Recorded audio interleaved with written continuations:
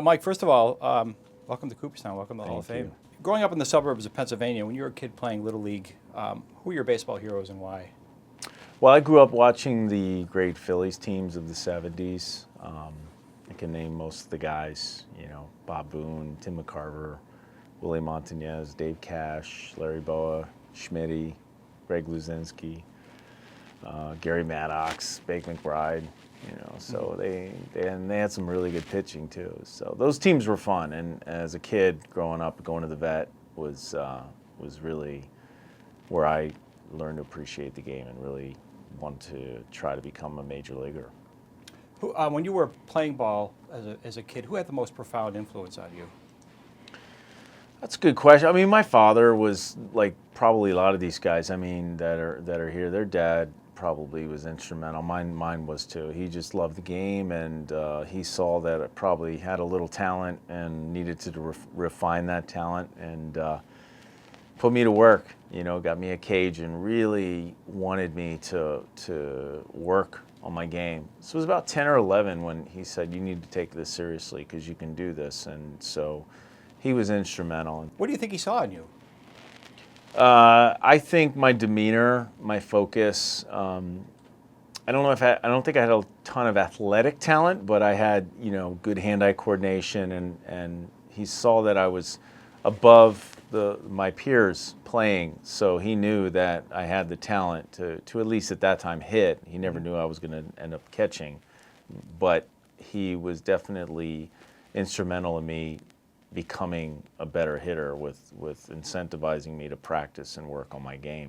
Was there ever a time when you were growing up playing ball that you really started to think that I could be a major leaguer? Was there a moment that you really started to think it was possible? Well, I think when I was fortunate to have my dad being close with Tommy Lasorda, and then I would go down to the Dodger-Phillies games and work out a little bit before the game and be bat boy occasionally.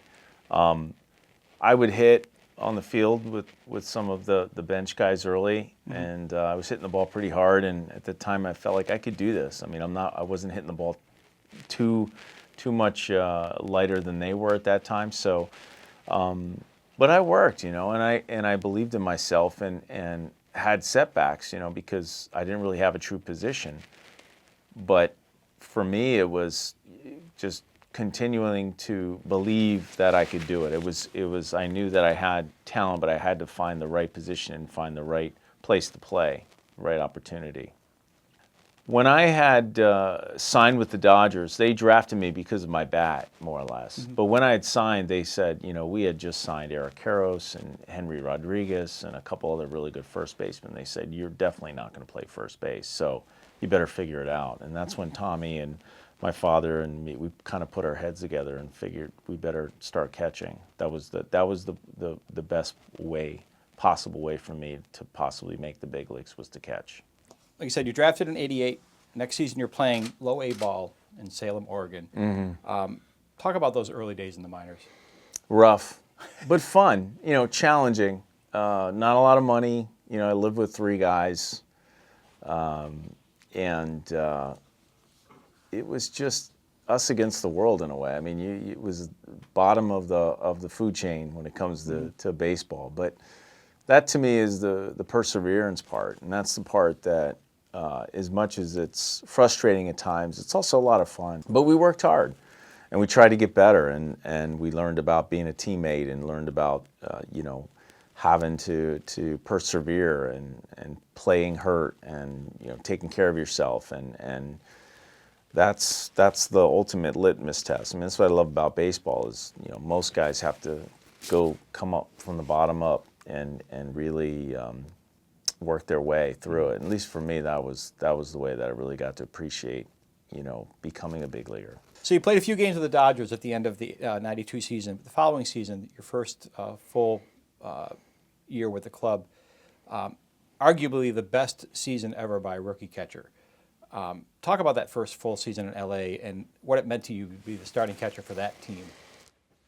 Well, I was fortunate as Tommy being manager because, they had a great catcher, Mike Sosha, who was there and a mainstay of the team for many years. And Tommy and the general manager made the collective decision to not bring him back because they felt that being a veteran staff, pitching staff, that it would have been tough for me to play because if he was in the background, it would have been, if I struggled, we want Mike Sosha to catch. We don't want Mike to catch. So they decided not to bring him back, and the pitchers knew that it was going to be me, and I came up with the veteran staff. I mean, Oral Hershiser, Kevin Gross, Tom Candiotti, Roger McDowell, Jim Gott, some really quality major league pitchers on that staff. So I had to learn very quickly what it was about to catch and call a good game. Ramon Martinez, Pedro's brother. So that was really imperative that I needed to focus on catching, and they needed to know that was my priority, even though I knew I had to hit, but they knew I had to catch as well. So it was important, and I learned a lot. I was going to ask that pitching staff, what it must have been like for you. Was it a little intimidating being the guy behind the plate with that staff? Yes, it was, and it was also, in a way, everyone had their own personality. I mean, Oral was more patient with me. In the beginning, he was like working with me, whereas Kevin Gross was a little bit more like, get it right, kid. And he was fun to play and play with and catch for. Obviously Tom Candiotti had a knuckleball. So I mean, here I am, never caught a knuckleball in my life, and I'm catching one of the best knuckleballers arguably in the history of the game. He was tough to catch. So we played that year too, the Giants, who had 103 wins and didn't make the playoffs. So yeah, it was right from the frying pan into the fire. It was a trial by fire. It was a very fun year for me. Gave me a lot of confidence as well. After I started swinging the bat well that season, I was like, I could hit in this league and I could hit with anybody. So that gave me the confidence that helped me have a successful career. So May of '98, through 37 games in the season, Dodgers trade you to the Marlins, who then a few days later trade you to the Mets.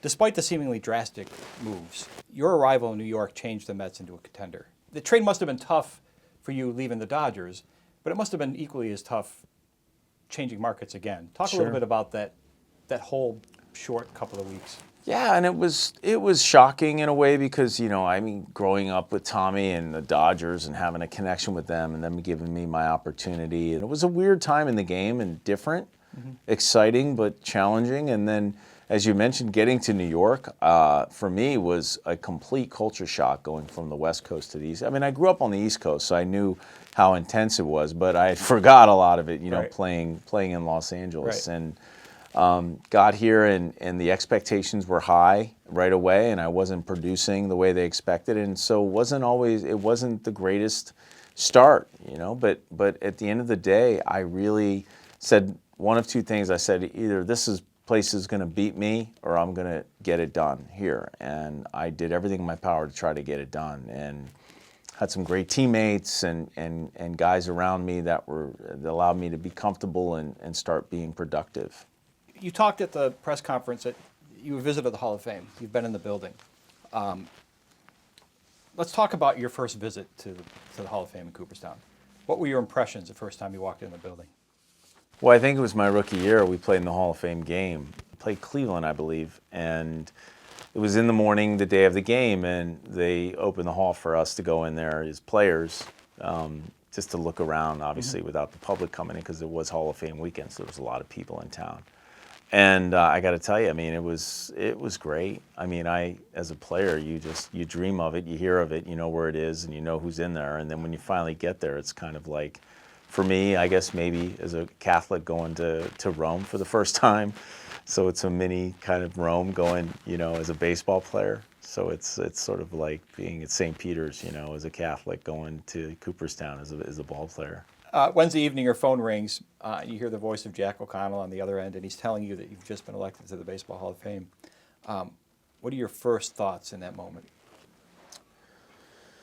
Wow. The moment, powerful, humbling, grateful, surreal, only because you start to really think about what it means to be in the Baseball Hall of Fame. The fact that it's everything you worked for your whole life as a kid. You think about the first pitches your dad threw you, underhand as a kid. You think about your first Little League game. You think about the first time you put on the uniform. You think about playing in high school. You think about going to college. You think about all those things and all the people that helped you. I mean, I remember the first day of Little League, the guy rallying us around saying, okay, run to the position you want to play. And at that time, I was a pitcher, so I ran to the pitcher's mound. He goes, don't go to the pitcher's mound. Don't worry about who's pitching when you get to your team. So then I went to third base and played some third base. So, I mean, that to me it's this whole sort of panorama of your life in the game and how special the game is and how much it is given me.